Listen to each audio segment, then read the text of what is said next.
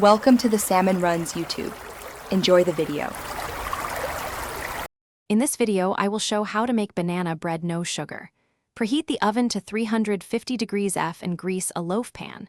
Mash ripe bananas until very smooth, then mix with eggs and yogurt. Fold in flour and baking soda, plus any spices you like. Stir until just combined and pour batter into the pan.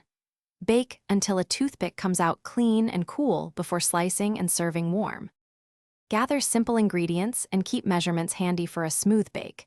Mash bananas until nearly liquid to ensure even sweetness throughout the loaf. Whisk eggs with yogurt or applesauce to add structure and moisture without sugar. Combine dry ingredients separately to distribute the baking soda and spices evenly. Gently fold wet and dry mixtures to avoid overmixing and to preserve a tender crumb in the final loaf.